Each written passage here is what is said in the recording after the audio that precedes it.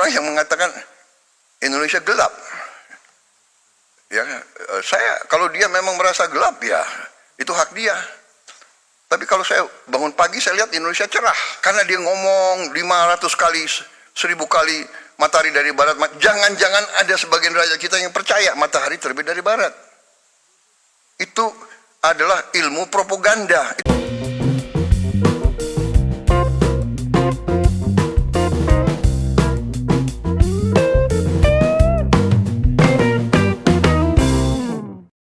Assalamualaikum warahmatullahi wabarakatuh. Shalom, Om Swastiastu, Namo Buddhaya, salam kebajikan, salam sejahtera bagi kita semua. Kembali lagi dengan saya di sini Leonardo Sirait di channel kesayangan kita ini, Sirait Media. Oke kawan-kawan, kembali lagi kita akan membahas salah satu yang akan menarik teman-teman. Nah, di sini di video kali ini kita akan melihat bagaimana pidato yang sangat menggelegar gitu ya. Pidato yang sangat wow, yang sangat berapi-api dari Bapak Presiden Prabowo Subianto ya, dimana beliau banyak sekali menyinggung hal-hal penting teman-teman. Intinya menurut saya ya penting banget gitu ya, yang berurusan dengan rakyat, warga, masyarakat, lingkungan gitu ya, terkait dengan isu-isu terkini yang terus dilontarkan oleh gerombolan pembenci dan juga mungkin gerombolan pengadu domba ya teman-teman ya.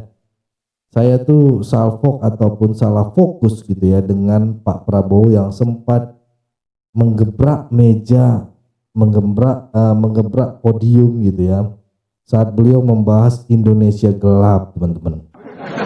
Sejengkel itukah Pak Prabowo? Untuk menjawab itu, mari sama-sama kita simak dulu video berikut ini. Kebohongan bisa diteruskan, tapi satu saat begitu kebohongan kelihatan, hilang kepercayaan dari orang. Nah itu saudara-saudara. Jadi suatu rezim atau suatu organisasi atau suatu kelompok yang melancarkan sesuatu atas dasar kebohongan akan dipatahkan. Saya juga heran, ya ada orang yang mengatakan Indonesia gelap. Ya, kalau dia memang merasa gelap, ya itu hak dia. Tapi kalau saya bangun pagi, saya lihat Indonesia cerah. Iya kan?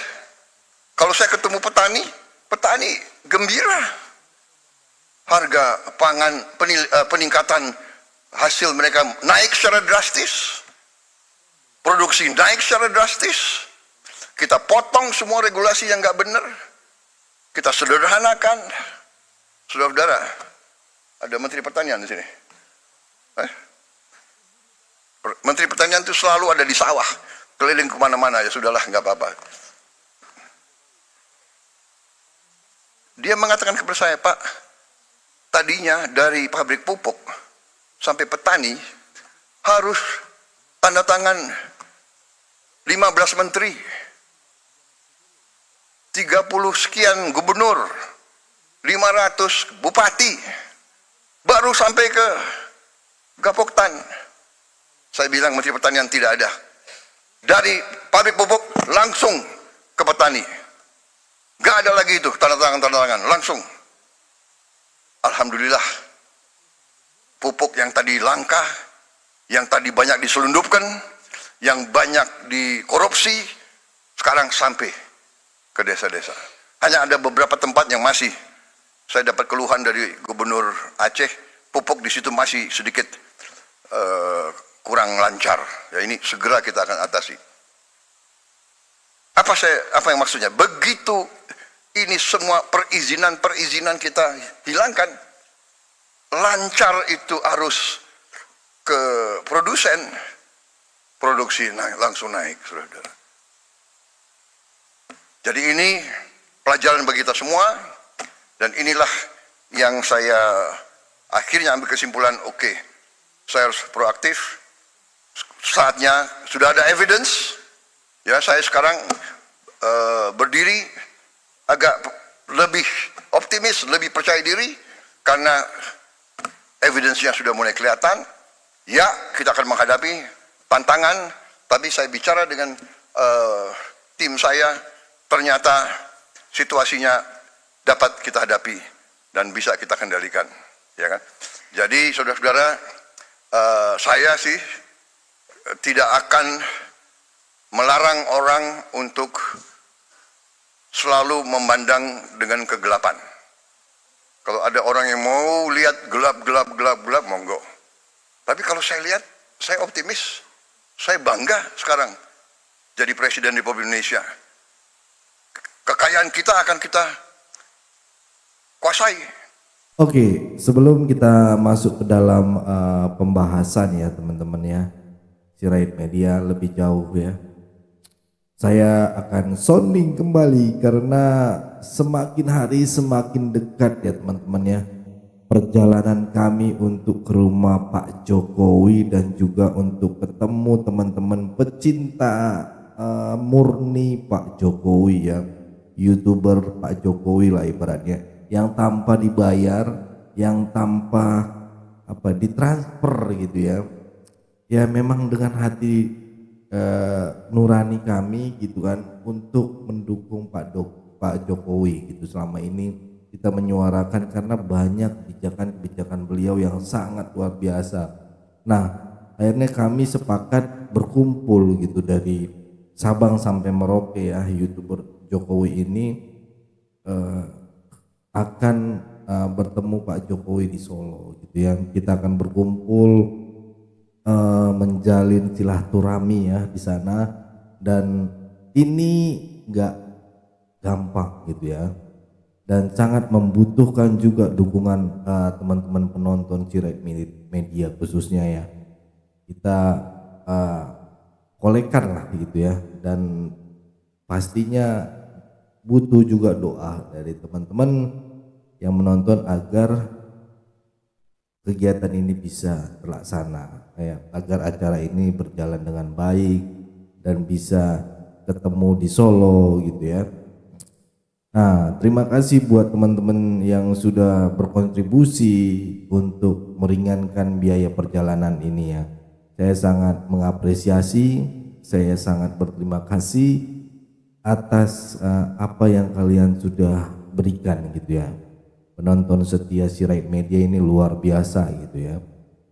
Saya yakin ya hatinya luar biasa, awesome gitu ya.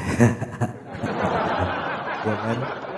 Tapi buat teman-teman yang masih mau berkontribusi untuk lebih meringankan biaya kami ya, masih boleh, masih terbuka ya, masih ada pintu ya kan untuk support kami gitu ya, masih dibukakan gitu kan untuk misalnya itu anggarannya buat apa sih gitu ya, kita harus transparan.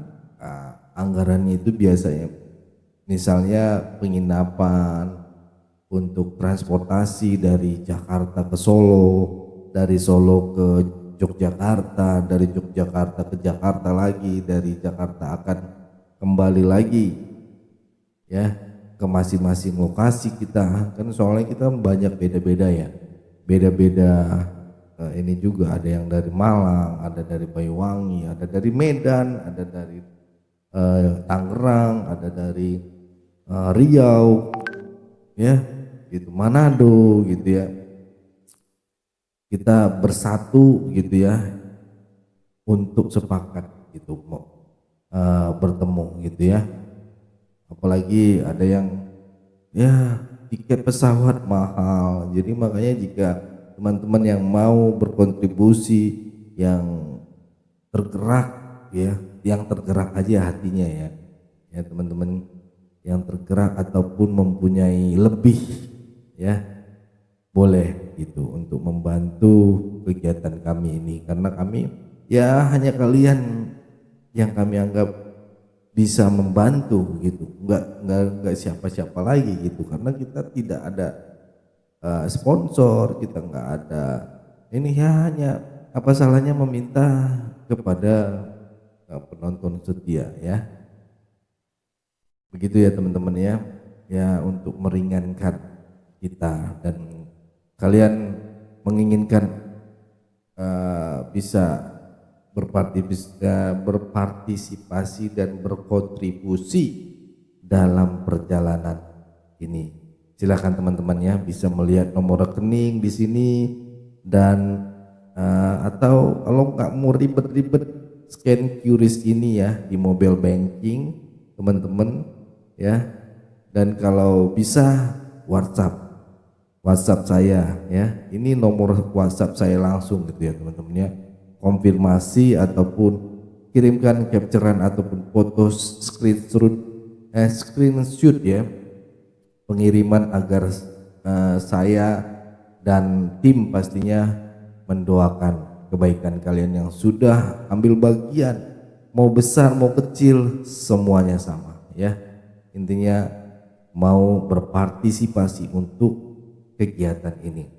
Selain itu kita bisa melakukan silaturahmi dan tanpa perlu banyak basa-basi ya teman-teman ya.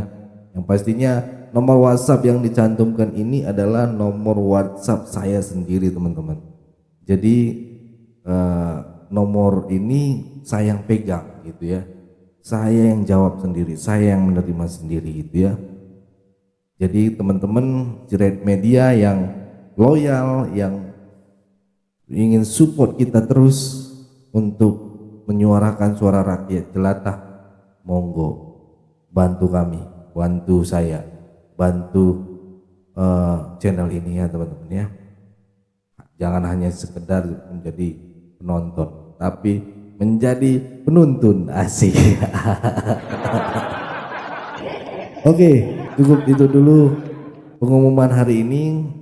Dan mari kita saksikan dulu video berikut ini. Akan kita kelola untuk sebesar-besarnya kepentingan rakyat. Mungkin banyak kecewa, tapi dibandingkan dengan ratusan juta rakyat kita yang akan merasa bahagia, yaitu tugasnya pemerintah.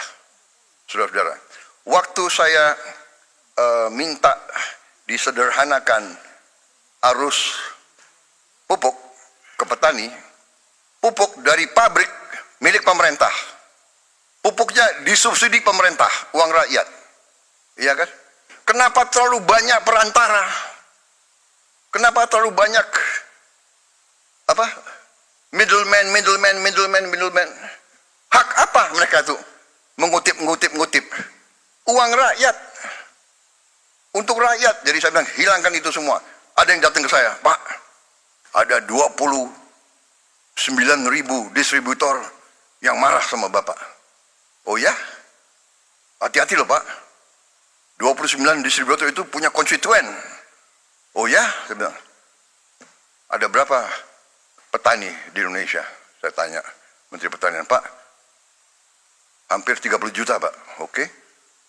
Keluarga mereka 4. 29.000 lawan 120 juta, menang siapa? Oh, lebih baik saya membela 120 juta rakyat daripada mereka-mereka itu. Ya, kita terbuka. Tapi saudara-saudara, rakyat yang punya hak, kedaulatan di tangan rakyat. Kami dipilih rakyat. Kau suka tidak suka, ya ini pilihan rakyat, ya kan? Inilah kita yang dipilih rakyat. Ada yang botak, ya kan? Botak itu artinya pinter, ya kan? Ada yang hitam, ya tapi ini pilihan rakyat, bagaimana? Dan kita semua, cita-cita mereka semua itu hanya untuk berbakti kepada rakyat. Benar, kalau mereka mau kaya raya, mereka bisa, nggak usah masuk pemerintah. Mereka masuk pemerintah itu saya juga sedih loh. Menteri Keuangan banyak yang belum dapat mobil dinas. Ya, mereka kerja 6 bulan ini kerja bakti, tapi ya, terima kasih sudah mulai apa? Sudah mulai cair, ya, Bu. Apa? Ekonomi kita apa? Ekonomi kita adalah berdasarkan Pancasila dan Undang-Undang Dasar 45. Berarti ekonomi kita harus berdasarkan sila-sila itu. Berketuhanan harus mengandung persatuan Indonesia. Kita tidak mau pertumbuhan Indonesia bubar, tidak mau. Kita tidak mau menjual kekayaan kita dengan murah. Kita tidak mau menjual tanah kita kepada bangsa asing dengan murah. Semua tujuannya persatuan Indonesia, kemanusiaan. Kita tidak mau yang lemah ditinggal. Kita tidak mau yang miskin disuruh bersaing dengan yang kuat. Saudara-saudara, ini dasar kerakyatan dan terakhirnya tujuan kita keadilan sosial. Ini yang mendasari pemerintah kita, dan pelaksananya pasal-pasal ekonomi yang ada di Undang-Undang Dasar 45, pasal 33, bahwa ekonomi kita ya azasnya adalah kekeluargaan. Saya ulangi, perekonomian kita azasnya adalah kekeluargaan. Tidak boleh ada orang yang lapar di Republik yang merdeka 80 tahun. Tidak boleh ada orang yang tinggal di bawah kolong jembatan. Ini menusuk rasa keadilan. Tidak boleh ada orang yang tidak makan. Ini yang mendasari, dan kita buat strategi. Strategi kita ternyata adalah sejalan dengan PBB, dengan United Nations Sustainable Development Goal. Yang utama food, energy, water, dan SDG, sasaran SDG yang lainnya semua. Ini dasar kita. Karena itu, swasembada pangan menjadi sasaran kita, swasembada energi, swasembada dan manajemen air yang baik, dan tentunya industrialisasi supaya nilai tambah ada di Republik kita. Saudara-saudara, apa yang terjadi sekarang, goncangan dunia akibat negara yang ekonominya terkuat membuat kebijakan-kebijakan memberi peningkatan tarif yang begitu tinggi kepada banyak negara. Ini bisa dikatakan menimbulkan ketidakpastian dunia. Banyak negara yang cemas, ya. Padahal sebenarnya pendiri-pendiri bangsa kita dari sejak dulu, dan termasuk saya bertahun-tahun saya sudah ingatkan, mari kita bangun ekonomi kita dengan sasaran berdiri di atas kaki kita sendiri. Saudara, itu pembukaan, dan sekarang saya ingin mengundang beberapa tokoh dalam pengelolaan ekonomi kita untuk menyampaikan kondisi ekonomi yang apa adanya, yang real, the real situation. Mereka akan paparkan, kemudian kita buka kesempatan untuk ada tanggapan, ada sanggahan, ada pertanyaan. Kita terbuka. Di zaman sekarang, pemimpin harus terbuka untuk masukan. Kita tidak anti kritik. Kita malah suka kritik. Kritik itu adalah membantu kita, membuat kita lebih aware, lebih waspada. Iya kan? Jadi kritik itu bagus menurut saya. Tapi kalau suatu program untuk menciptakan kondisi yang tidak rasional, iya kan? Nah, ini harus terus diadakan istilahnya klarifikasi dan penjelasan, iya kan? Umpamanya ada yang dengan keras yakin bahwa matahari tidak terbit dari timur, matahari terbit dari barat. Karena dia ngomong 500 kali, 1000 kali matahari dari barat, jangan-jangan ada sebagian rakyat kita yang percaya matahari terbit dari barat. itu adalah ilmu propaganda. Itu ada di buku semua. Itu keahlian Hitler dan Joseph Goebbels. Kalau kebohongan diulangi berkali-kali dan terus-menerus, lama-lama orang percaya dengan kebohongan. Itu ada di buku The Art of Propaganda. Ya kan? Dan itu kita pelajari, semua negara pelajari.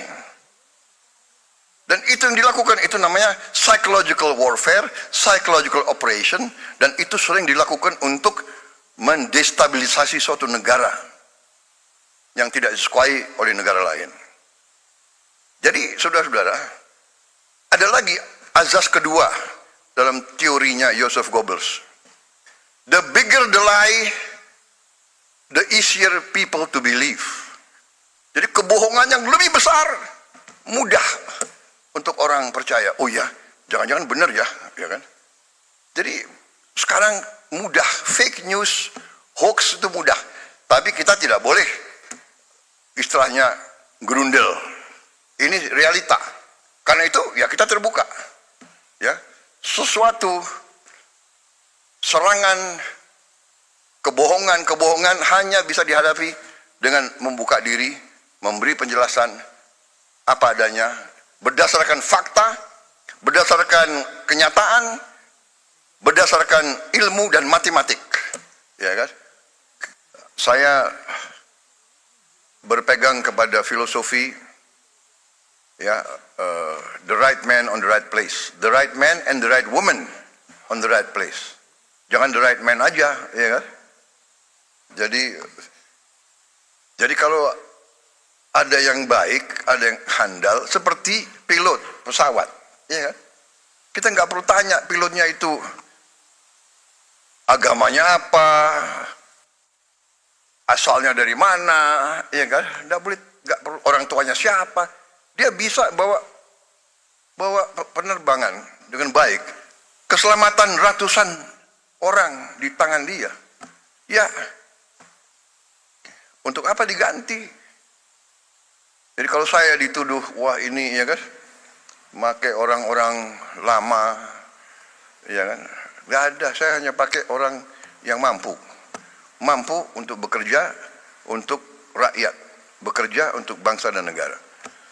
Kalau dia mampu dan dia mau, kita harus manfaatkan.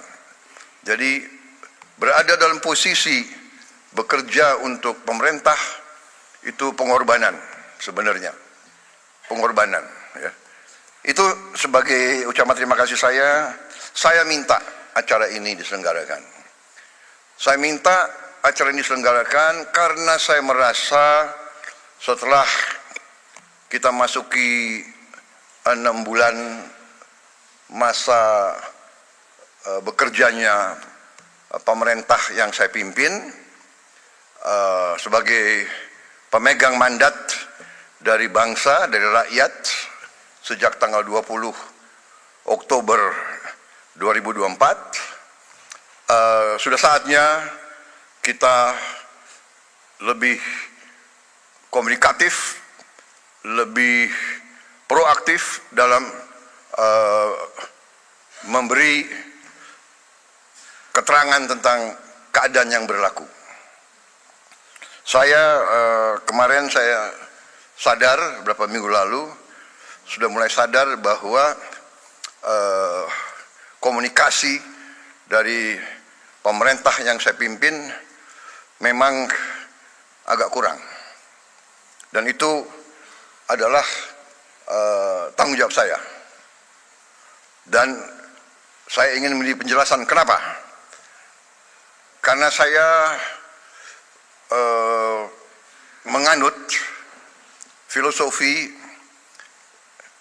evidence-based performance. Jadi saya enggan bicara tanpa bukti nyata. Itu itu sifat saya. Jadi saya harus selalu dinilai, saya minta selalu dinilai oleh hasil yang saya lakukan, prestasi yang saya lakukan.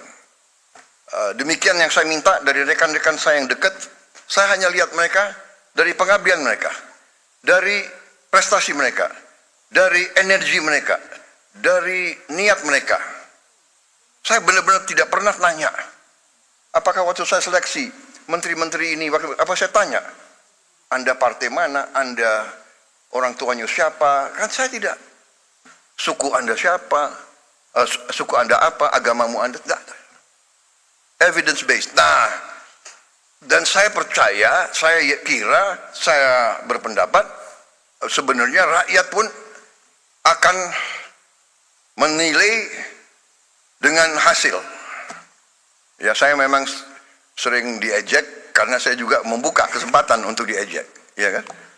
Kan saya bilang saya nggak suka orang yang hanya omon-omon. Akhirnya omon-omon jadi apa tuh? Jadi populer ya, dipakai di seluruh Indonesia itu. Iya kan? Dan saya nggak suka hanya omon-omon. Terus terang aja.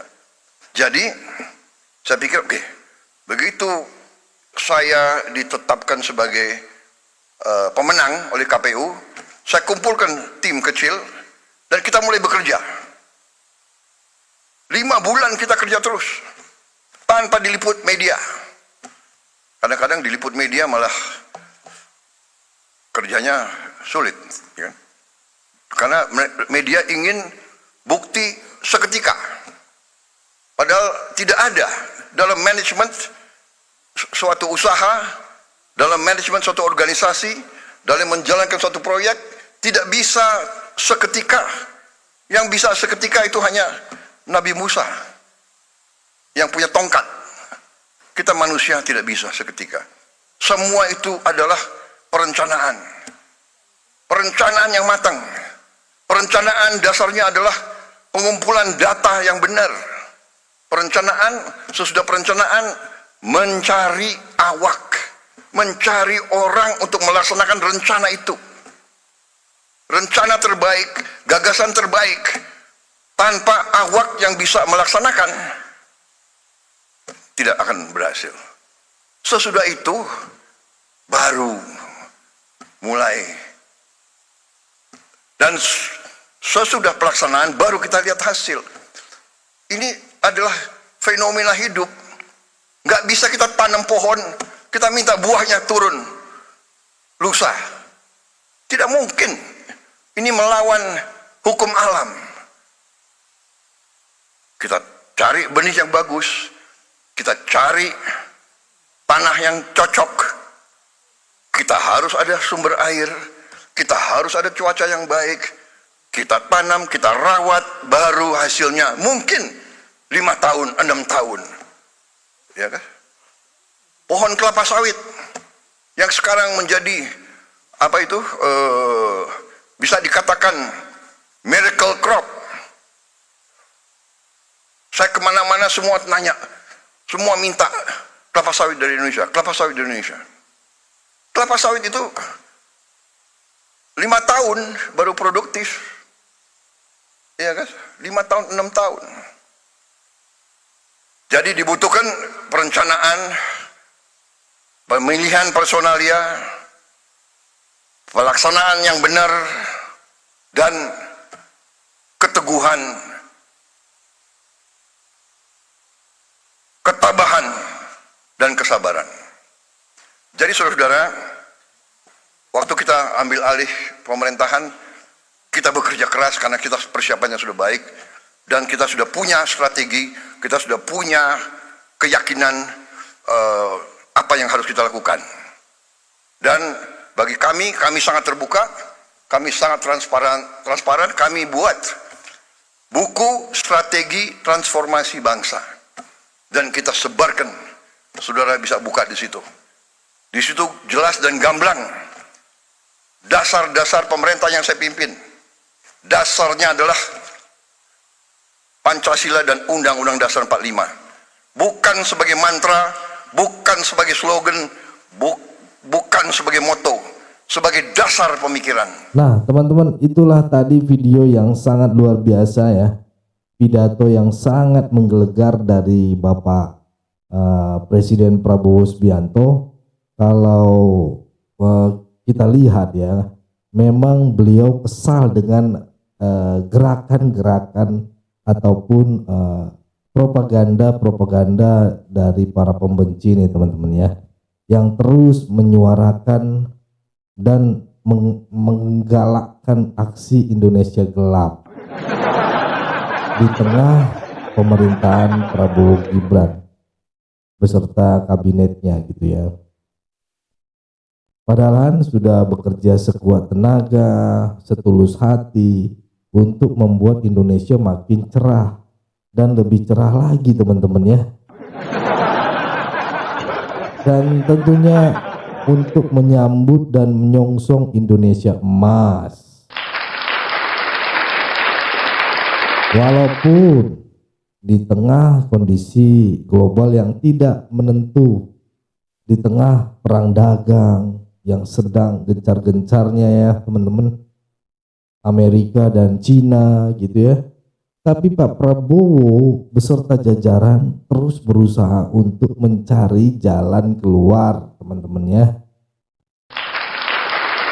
Ini yang harus dilakukan oleh pemimpin gitu, harus cepat tanggap gitu, jangan lelet gitu ya. Nah, bagaimana menurut kalian teman-teman ya? Boleh berikan pendapat kalian di kolom komentar. Pesan saya pokoknya tetap jaga persatuan Indonesia, jangan mau dipecah belah, jangan mau diadu domba. Karena NKRI harga mati. Saya Leonardo Sirait, mohon undur diri. Bye-bye.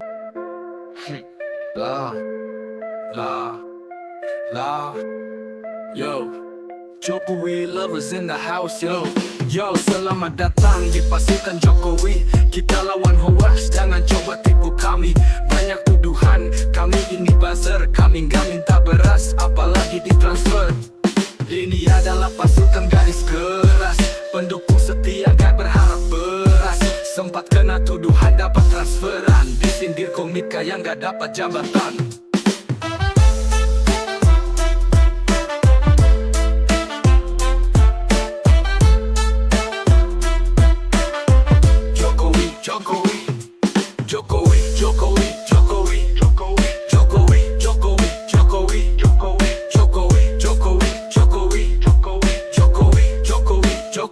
Jokowi, opung parbelah katanya kawennya guru gembul. Tetap solid walau dihujat gak bakal tumpul.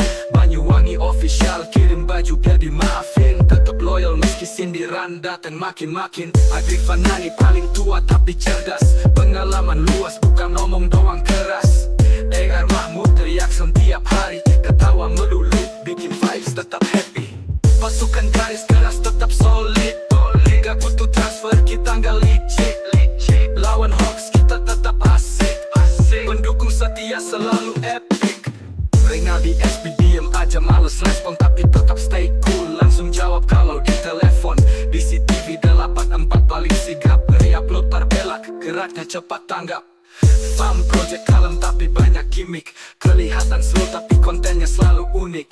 Siret media, Batak tapi periang. Loyalitas tinggi tetap jalan gak bakal hilang.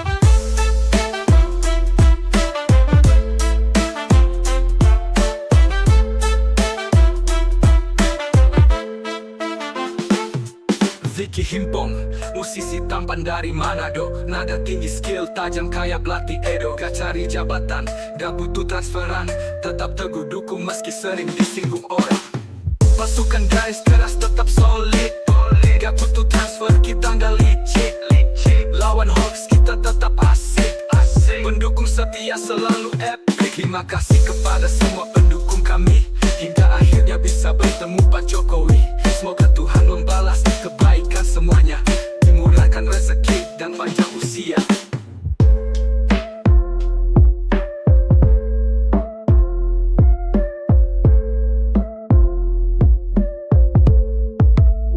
Terima kasih kepada semua pendukung kami, hingga akhirnya bisa bertemu Pak Jokowi. Semoga Tuhan membalas kebaikan semuanya, dimurahkan rezeki dan panjang usia.